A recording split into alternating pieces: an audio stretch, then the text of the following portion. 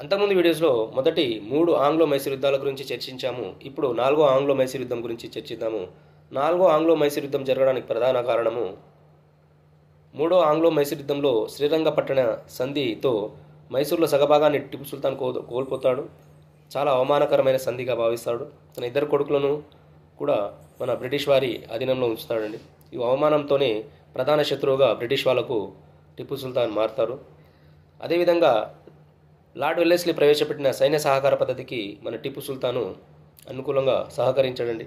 So దీంతో 4వ Anglo Mysore యుద్ధము మొదలవుతుంది. సో అప్పటి లార్డ్ వెల్లెస్లీకి సపోర్ట్ చేసింది జనరల్ హారిస్.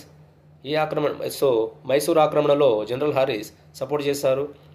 లార్డ్ వెల్లెస్లీ తమ్ముడైన సర్ ఆర్థర్ వెల్లెస్లీ శ్రీరంగపట్టణాన్ని ఆక్రమణలో అతను సపోర్ట్ చేశారు.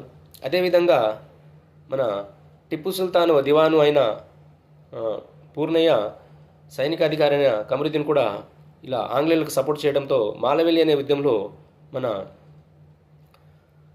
టిప్పు సుల్తాన్ని చంపేస్తారండి.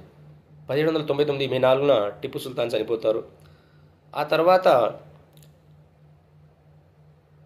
మన మైసూరు సింహాసనం పైన 3వ కృష్ణరాయ వడయార్ను పాలకులుగా చేసి సైన్య సహకార పద్ధతి పైన సంతకం చేయించుకొని మన బ్రిటిష్ సామ్రాజ్యంలో కల్పిస్తారండి.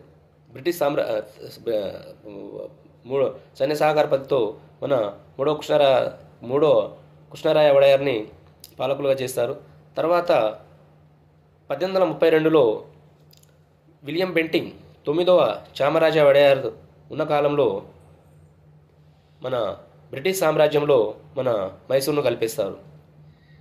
తర్వాత 1882లో మన లార్డ్ రిప్పన్ వచ్చేసి తిరిగి మన మైసూరు సామ్రాజ్యాన్ని మన వడయార్ వంశస్థులకే అప్పచెప్తారండి 1882.